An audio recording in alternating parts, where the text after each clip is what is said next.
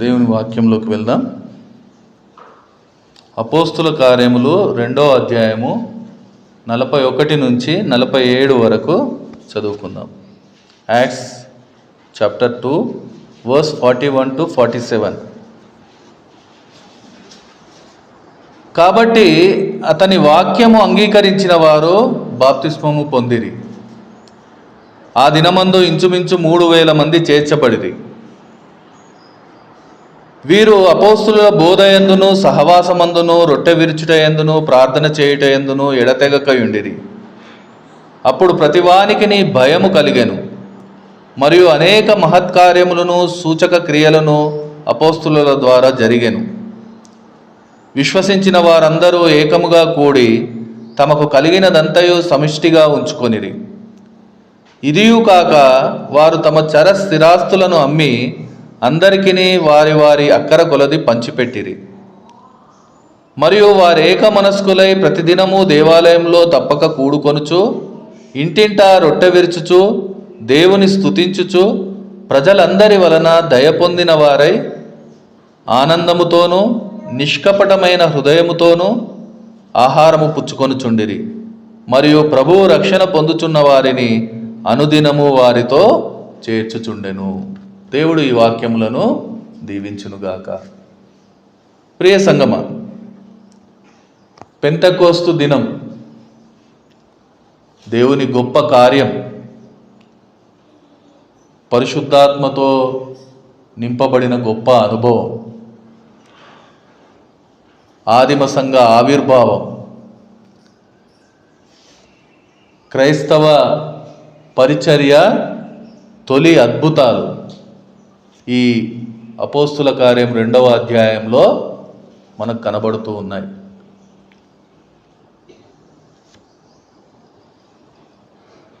ఈ అధ్యాయం అంతా మనకు ఈ విషయాలను వివరిస్తూ దేవుణ్ణి ఈ లోకమెదుట మహిమపరిచిన ఆ ఆదిమ సంఘాన్ని, దాని వ్యాప్తిని గురించి వ్రాయబడిన సంగతులు ఆ చివరి వచనాలలో మనకు వినిపించి ఉన్నారు. మనం చదువుకున్న వచనాల ద్వారా ఆ విషయాన్ని మనము చూస్తూ ఉన్నాం. ఆ రోజు ఆదిమ సంఘం ఎలా దేవునికి మహిమకరంగా నిలబడింది, ఎలా పనిచేసింది, ఎలా ఆ సంఘం వ్యాప్తి చెందింది, ఆ మాటలను ఒక్కొక్కటిగా ధ్యానించుకుంటూ మన జీవితాలతో పరిశీలించుకుంటూ దేవుణ్ణి ఆరాధించడానికి సిద్ధపడతాం. ఈ మాటలు చదివేప్పుడు ముందుగా ఒక మాట అక్కడ మనకు కనబడుతుంది. ఆ మాటతో మనము మొదలు పెడదాం. ఆ మాట ఏంటి అంటే, అది 43వ వచనం మొదట్లో మనకు ఆ మాట కనబడుతూ ఉంది. అది అప్పుడు ప్రతివానికిని భయము కలిగెను. సంఘం ఏర్పడిన తొలి దినాలలో, సంఘం ఆత్మీయంగా నిలబడిన పరిస్థితుల్లో, పరిశుద్ధాత్మతో నింపబడిన స్థితిలో అక్కడ ప్రతి వారికిని భయము కలిగెను అనే ఒక మాట మనకు కనబడుతుంది. ఈ భయం ఏంటి? ఈ భయం ఎవరికి కలిగింది? ఎందుకు కలిగింది అంటే, ఆ సంఘం చుట్టూ ఉన్న వారికి, ఆ సంఘాన్ని చూస్తున్న వారికి, ఇంకా స్పష్టంగా చెప్పాలంటే ఈ లోకానికి. ఆ భయం ఎవరి భయం అంటే, నిజమైన దేవుని భయం.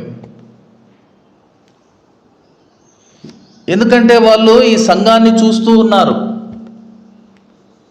వారి జీవితాన్ని చూస్తూ ఉన్నారు, వారి సంతోషాన్ని చూస్తూ ఉన్నారు, వారిలోని మార్పును చూస్తూ ఉన్నారు.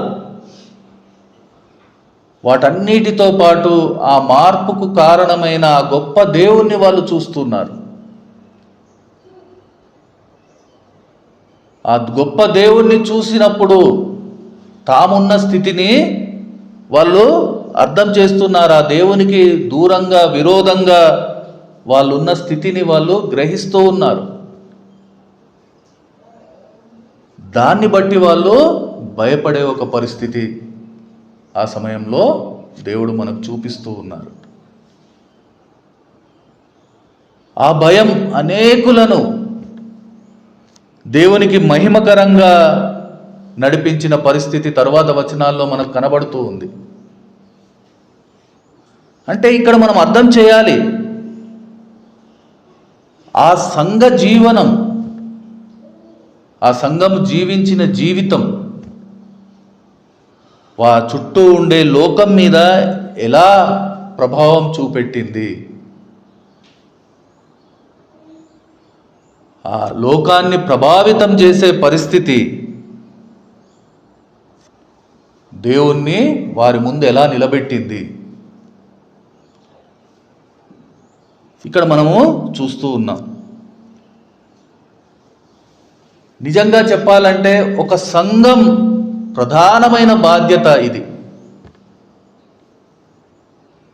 ఒక సంఘం దేవుణ్ణి మహిమపరుస్తూ నిర్వహించాల్సిన ఒక ప్రధానమైన బాధ్యతగా, అదే నిజంగా దేవుణ్ణి ఆరాధించే ఒక గొప్ప పరిచర్యగా మనకి ఇక్కడ కనబడుతూ ఉంది. దేవుడు ఈరోజు ఆయనను ఆరాధించడానికి కూడి ఉన్న సంఘమైన మన ముందు ఈ మాటల నుంచి ఆయన మనతోనే మాట్లాడుతూ ఉన్నారు. ఎందుకంటే దేవుడు సంఘాన్ని ఏర్పాటు చేసిన ఉద్దేశం అదే.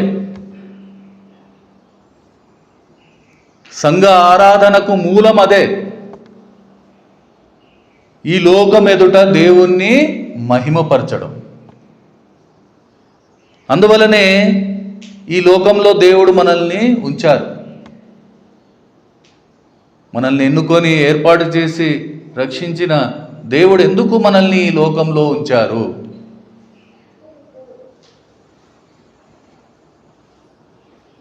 ఈ లోకంలో దేవుడు మనల్ని ఎందుకు ఉంచారు?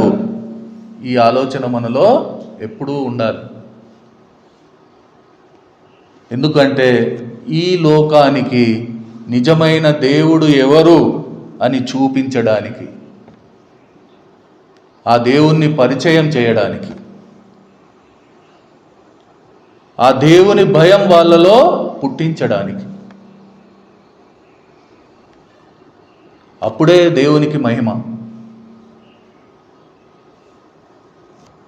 అలా ఆ రోజు ఆ దేవుణ్ణి అలా మహిమపరిచిన ఆ సంఘాన్ని మనకు చూపిస్తూ ఆయన మనతోనే మాట్లాడుతూ ఉన్నారు. ఈరోజు మీరు ఆ పని చేయగలుగుతూ ఉన్నారా?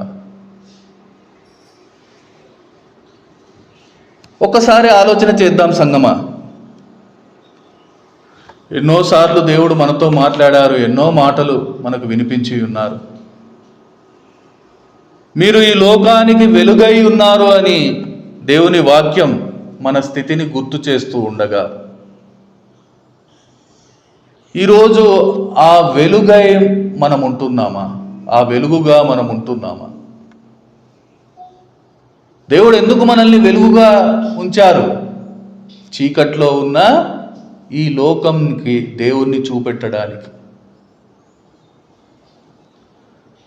చీకట్లో ఉన్న ఈ లోకము ఆయన చెంతకు, ఆ వెలుగు చెంతకు వచ్చేలా మనము ఆ వెలుగుగా ఉండడానికి, ఆ వెలుగై ఉన్న దేవుణ్ణి ఈ లోకానికి పరిచయం చేయడానికి. ఈరోజు ఒక సంఘంగా దేవునికి చెల్లించే మహిమ అదే, చేసే ఆరాధన అదే. ఈరోజు దానికోసం మనం ఇక్కడ సిద్ధంగా ఉన్నామా? ఈరోజు ఆయనను ఆరాధించడానికి ఎంతో ఆశతో ఇక్కడ చేరి ఉన్న మనము ఈ సిద్ధపాటును కలిగి ఉంటున్నామా?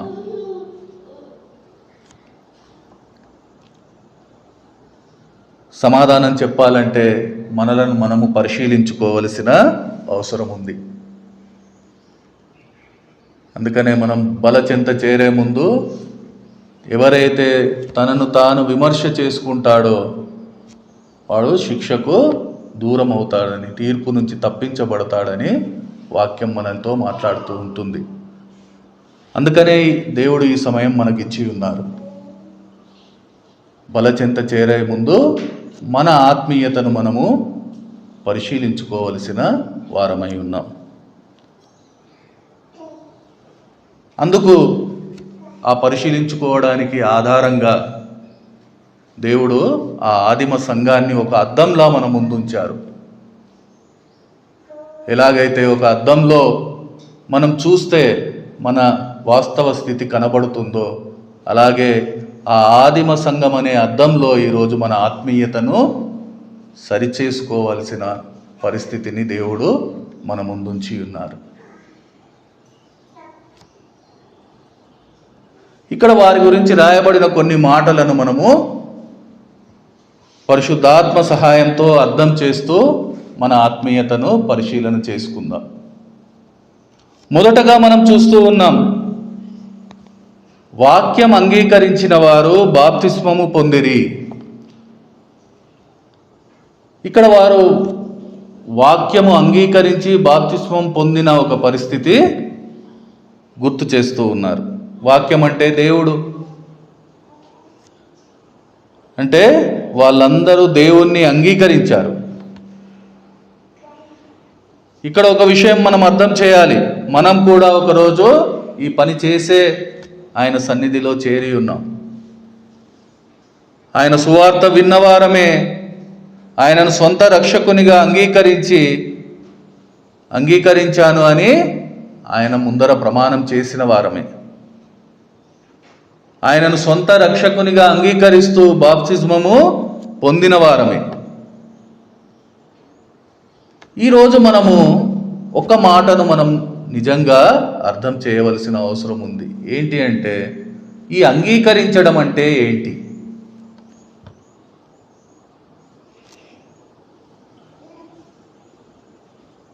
మనమందరము ఈ మాట అయితే చెప్తాం, నేను ప్రభు యేసును నా సొంత రక్షకునిగా అంగీకరించి ఉన్నాను అని ఆ రోజు మనం అందరము ప్రమాణం చేసిన వారమే.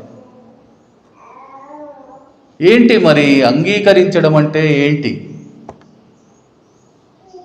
ఆయన దేవుడని నమ్మడమా? అదే అంగీకరించడమా? వాక్యం చెబుతుంది, దయ్యాలు కూడా ఆయన దేవుడని నమ్ముతూ ఉన్నాయి. చాలామంది నేను నమ్మాను అని చెబుతారు, కానీ కనీసం ఆ దయ్యాలకుండే వణుకు కూడా వాళ్ళ జీవితంలో కనబడదు. ఎందుకంటే దయ్యాలు కూడా ఆయన దేవుడని నమ్మి వణుకుచున్నాయని వాక్యం చెబుతూ ఉంది. ఈరోజు ప్రభు యేసును నా సొంత రక్షకునిగా అంగీకరించానని ప్రమాణం చేసిన మనము ఈరోజు ఆ వణుకు మన జీవితంలో ఉందా?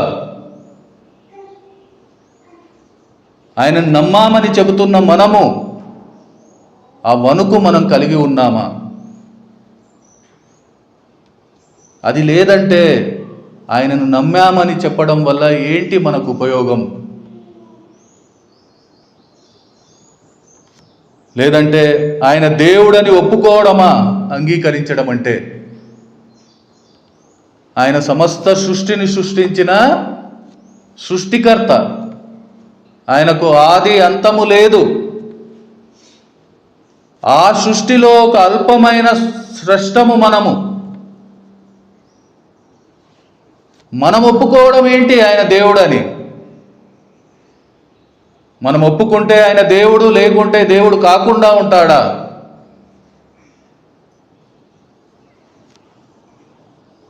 మరి అంగీకరించడం అంటే ఏంటి?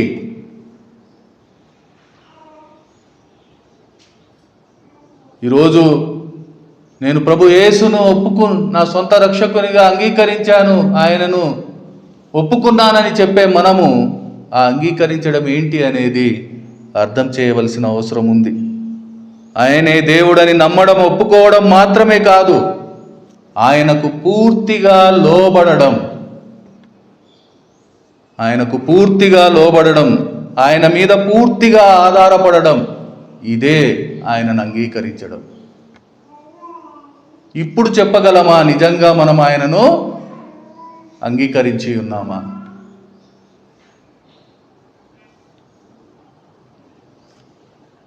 ఒకసారి అర్థం చేద్దాం సంగమా, లోబడడం అంటే ఏంటి? లోబడడం అంటే ఇంకా మన ఆలోచన ఏమీ మన జీవితంలో ఉండొద్దు. మన ఇష్టము, మన ఆలోచనలు, మన ప్రణాళికలు ఏది మన జీవితంలో ఉండొద్దు.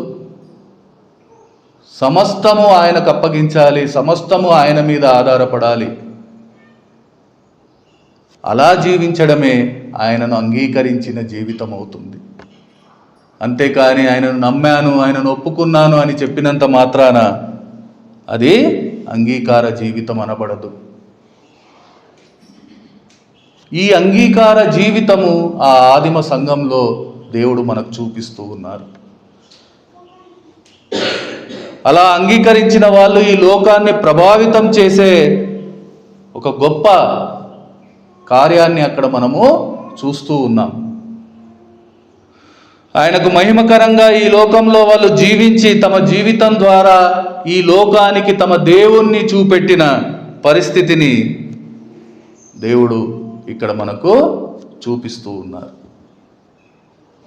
ఈరోజు అలాంటి అనుభవం, అలాంటి అంగీకారం మన జీవితంలో ఉందా?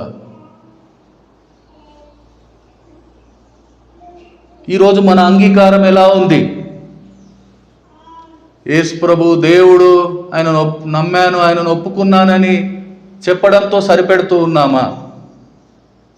లేకుంటే మనం చెప్పిన దాన్ని సమర్థించుకునే వారిగా ఉంటూ ఉన్నామా?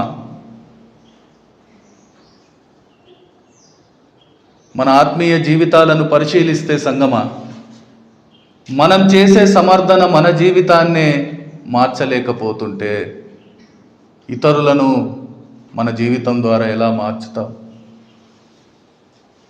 మనం చేసుకునే సమర్థన దేవుణ్ణి చూడలేని పరిస్థితుల్లో ఉంటే ఈ లోకానికి దేవుణ్ణి ఎలా చూపించగలుగుతాం?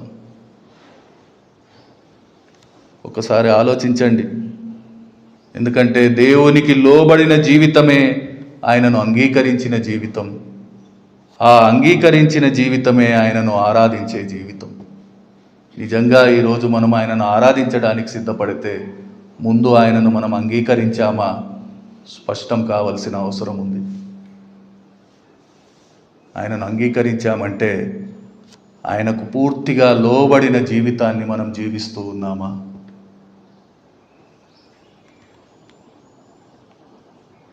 లోబడని పిల్లలకు శ్రమ అని వాక్యం చెబుతూ ఉంది. ఎందుకంటే ఆ లోబడని తనం వల్ల ఈరోజు శ్రమలు అనుభవిస్తూ ఉన్నాం. ఆ శ్రమల ద్వారా ఈరోజు మనమే దేవునికి దూరం అయ్యే పరిస్థితుల్లో ఉంటే, దేవుణ్ణి చూడలేని పరిస్థితుల్లో ఉంటే ఈ లోకానికి మనం మన దేవుణ్ణి ఎలా చూపిస్తాం? ఎలా ఆయనను మహిమపరుస్తాం? ఎలా ఆయనను ఆరాధిస్తాం?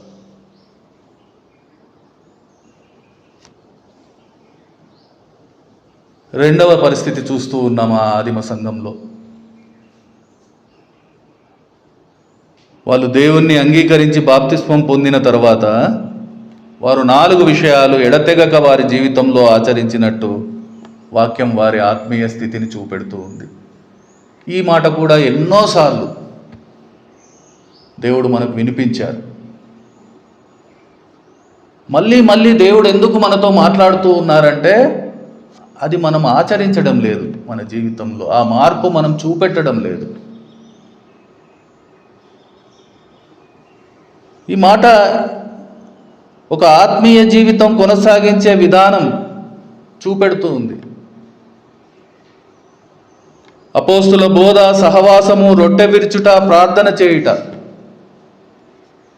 ఈ 4 ఒక ఆత్మీయ జీవితాన్ని నడిపించే 4 చక్రాలుగా వాక్యం గుర్తు చేస్తూ ఉంది. ఒక బండి నడవాలంటే ఈ 4 చక్రాలు సరిగ్గా ఉంటేనే ఆ బండి నడవగలుగుతుంది. ఈరోజు మన ఆత్మీయ జీవితం అనే ఆ బండికి ఈ 4 చక్రాలు సరిగ్గా ఉన్నాయా? అవి సరిగ్గా నడుస్తూ ఉన్నాయా? ఇది ఒకరి కోసం ఒకరు చెప్పే విషయం కాదు. ఎవరికి వారం మనం ఆత్మ పరిశీలన చేసుకోవాల్సిన అవసరం ఉంది. ఈరోజు నా ఆత్మీయ జీవితానికి 4 చక్రాలుగా వాక్యం చూపెట్టే ఆ అపోస్తుల బోధ, ప్రార్థన, రొట్టె విరుచుట, సహవాసం నా జీవితంలో ఎలా ఉంది? ఇందులో ఏ ఒక్కటి కొదువ ఉన్నా నా ఆత్మీయ జీవితం ఎలా నడుస్తుంది? ఇది మనం ఆలోచన చేయాలి. అలాగే ఒక తుఫానులో ఒక నావను కాపాడడానికి లంగర్ వేస్తారు 4 సైడ్లో. ఆ లంగర్తో పోల్చబడింది ఈ పరిస్థితి. ఈరోజు ఈ లోకమనే పాపంలో, ఈ లోకమనే దాంట్లో మనము ఒక ప్రమాదంలో ఉన్నాం.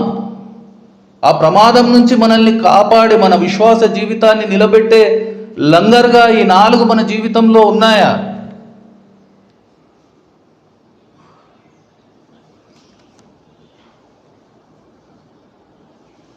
ఒకసారి మనం ఆలోచన చేద్దాం సంగమా.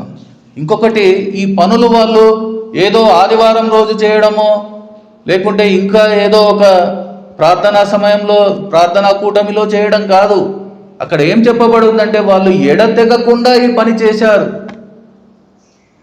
ఎడతెగకుండా ఉండడం అంటే ఎక్కడ ఆటంకం లేకుండా, ఏ ఇబ్బంది లేకుండా వాళ్ళు ఈ పని చేసినట్టు మనం చూస్తూ ఉన్నాం. ఈరోజు ఆ అద్దంలో మనం చూస్తూ ఉన్నాం. ఈరోజు మన పరిస్థితి ఎలా ఉంది? ప్రతిరోజు ఎడతెగక అంటే ఏ అడ్డంకి, ఏ అవరోధం లేకుండా వాక్యము, ప్రార్థన, సంఘము, దేవుని సంఘ సహవాసము, దేవుని సహవాసము వాళ్ళ జీవితాల్లో వాళ్ళు కొనసాగించిన పరిస్థితి. ఒక్కసారి ఆలోచన చేద్దాం సంగమా. నిజంగా ఈ పరిస్థితి మన జీవితంలో కొనసాగించబడుతుందా?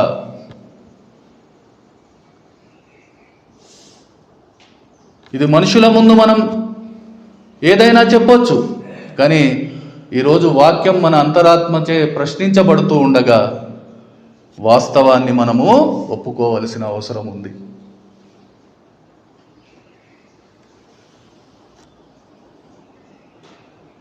ఒక్కసారి నిజాయితీగా ఒప్పుకుందాం. ఈరోజు మన ఆత్మీయ ప్రయాణం ఎలా ఉంది? మన బండికి ఉన్న 4 చక్రాలు నడిచే పరిస్థితుల్లో ఉన్నాయా? అసలు ఆ చక్రాలు మన బండికి ఉన్నాయా? మన పడవను 4 లంగర్లుగా అవి కాపాడుతూ ఉన్నాయా? మనమే నడవలేని స్థితిలో, మనమే మునిగిపోయే స్థితిలో ఉంటే ఇంకొకరిని ఎలా నడిపిస్తాం? ఇంకొకరిని ఎలా కాపాడుతాం? ఆ మునిగిపోయే వారికి, ఆ నడవలేని వారికి ఆధారమైన ఆ దేవుణ్ణి ఎలా చూపెడతాం? ఎలా ఆయనను మహిమపరుస్తాం? ఎలా ఆయనను ఆరాధిస్తాం?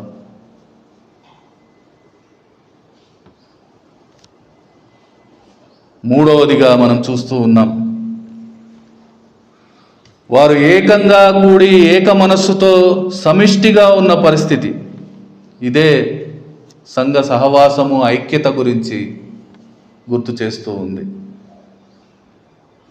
ఈ ఐక్యత గురించే వాక్యం చెబుతుంది, సహోదరులు ఐక్యత కలిగి నివసించుట ఎంత మేలు, ఎంత మనోహరం. ఎందుకంటే ఈ ఐక్యత లోకం చూస్తుంది. ఎందుకంటే ఈ ఐక్యత లోకంలో కనబడదు. ఈ ఐక్యత లోకం చూస్తుంది. దాని ద్వారా ఈ ఐక్యతకు కారణమైన దేవుణ్ణి చూడగలుగుతుంది. ఈరోజు విచారం ఏంటంటే, సంఘంలో కూడా ఈ ఐక్యత కనబడడం లేదు.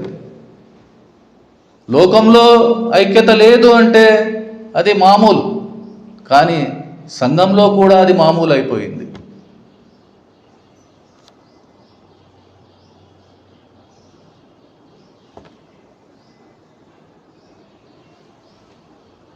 అంతేకాదు, ఇక్కడ ఆ ఐక్యత కారణమైన ఒక పరిస్థితిని కూడా వాక్యం చూపెడుతుంది.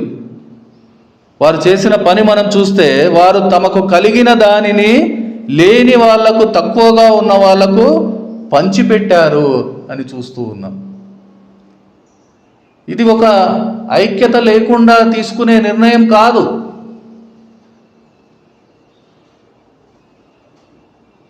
ఈ పని ఎలా చేయగలిగారంటే వాళ్ళు దేవుణ్ణి ప్రేమించారు. దేవుడే మా జీవితంలో ఎక్కువ, దేవుని కంటే ఇంకా ఏది మా జీవితంలో ముఖ్యం కాదు అని వాళ్ళు ఒక నిర్ణయం చేశారు, నిశ్చయం చేశారు. అది చేసినప్పుడు మిగతా అన్నీ వాళ్లకు పనికిరానివిగా, అవసరం లేనివిగా కనబడతాయి. ఈరోజు మనం ఆ నిర్ణయాన్ని చేయలేకపోతూ ఉన్నాం, ఆ నిశ్చయతలోకి ఇంకా రాలేకపోతూ ఉన్నాం. వాళ్ళు దేవుని కోసం అన్నీ వదులుకోవడానికి సిద్ధపడ్డారు. ఈరోజు మనము ఏది వదులుకోవడానికి ఇష్టం లేదు, అవసరమైతే దేవుణ్ణి వదులుకోవడానికి సిద్ధపడుతూ ఉన్నాం.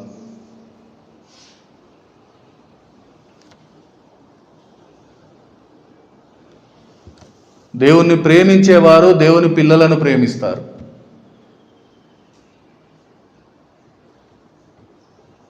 అందుకనే ఆ ప్రేమించే వాళ్ళు తమ పొరుగు వారి అవసరాన్ని చూశారు, అవసరాన్ని చూడగలిగారు.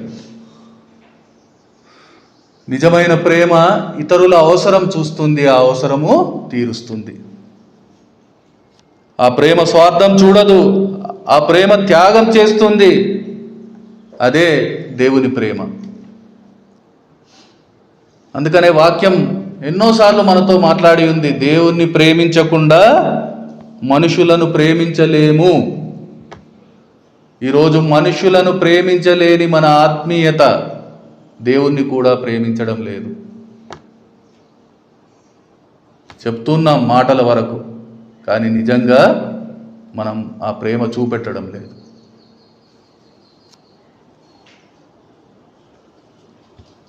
నీ సహోదరుణ్ణి ప్రేమించలేని వాడు నీ దేవుణ్ణి ఎలా ప్రేమిస్తాడు అని వాక్యము ప్రశ్నిస్తుంది. ఈరోజు ప్రతి ఒక్కరిలో స్వార్థం, నాతో సహా.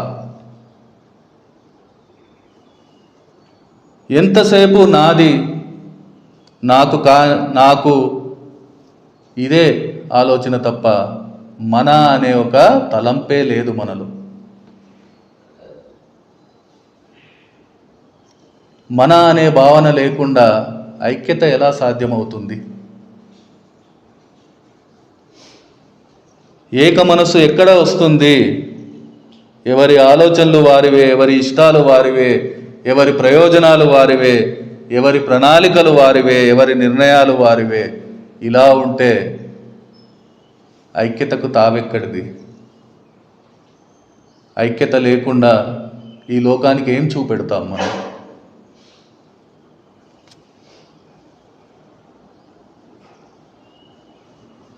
ఎవరిని మహిమపరుస్తాం?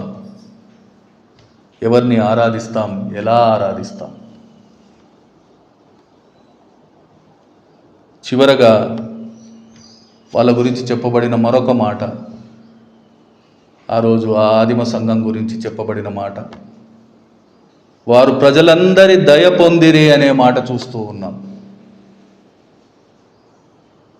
తమ చుట్టూ ఉన్న ప్రజలందరి దయ పొందిరి అనే మాట వింటూ ఉన్నాం. దయ పొందిన పరిస్థితి, దయ అంటే ఏదో జాలి పొందడం కాదు, అభిమానం. ఆ చుట్టూ ఉన్న వాళ్ళ అభిమానాన్ని పొందిన పరిస్థితి. ఎందుకంటే ఆ చుట్టూ ఉన్న వాళ్ళు ఆ సంఘాన్ని చూశారు, ఆ సంఘంను ఇష్టపడ్డారు, వాళ్ళను గౌరవించారు, వాళ్ళకు మర్యాద చూపించారు. ఎందుకంటే వారి సాక్ష్య జీవితం వాళ్ళు చూశారు. వారు దేవునికి లోబడి జీవించిన జీవితం వాళ్ళు చూశారు. వాళ్ళ స్వార్థం లేని ప్రేమ వాళ్ళు చూశారు.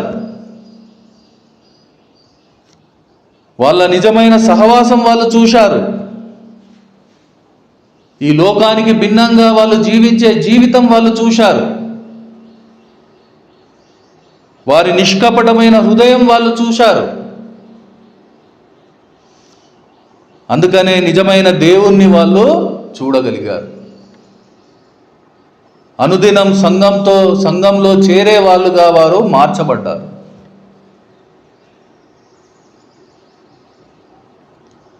దేవునికి మహిమకరంగా నిలబడ్డారు.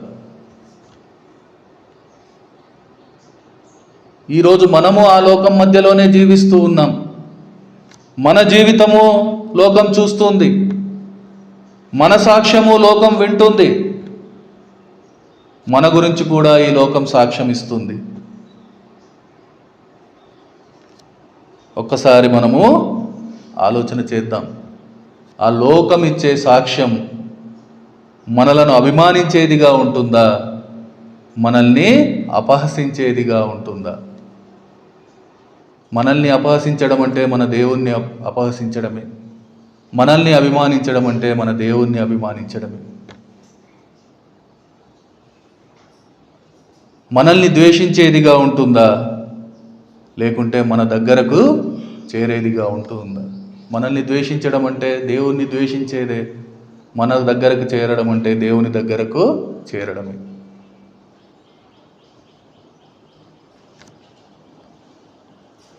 లోకంచే అపహసింపబడే జీవితం లోకం ఎదుట దేవుణ్ణి ఎలా మహిమపరుస్తుంది? దేవునికి దూరమైన జీవితం లోకాన్ని దేవునికి దగ్గరగా ఎలా తీసుకురాగలుగుతుంది? దేవుని వైపు ఎలా నడిపిస్తుంది?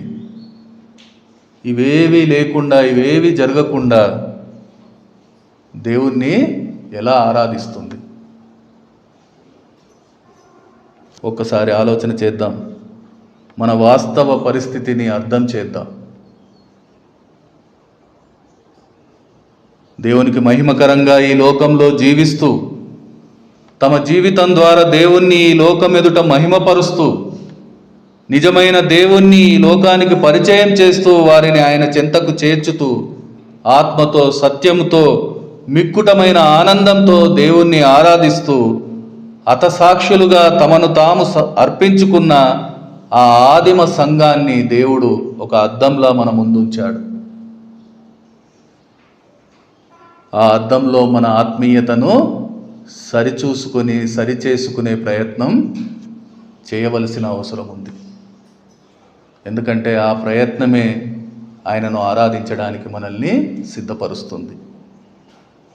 సర్వోన్నతుడు, సర్వంతర్యామి, సకల చరాచర సృష్టికర్త, ఆది అంతము లేని అల్ఫా ఒమేగా అయిన దేవుణ్ణి అందరి ముందర ఉంచగలుగుతుంది. ఆ గొప్ప దేవుణ్ణి ఆరాధన చేయగలుగుతుంది.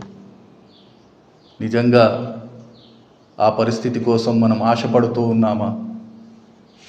ఆశపడితే తలలు వంచుదాం, ఆయన పాదాల ముందు మోకరిల్లి ప్రార్థన చేసుకుందాం. ఆ గొప్ప దేవుణ్ణి ఆరాధించుకోవడానికి ఇష్టపడదాం.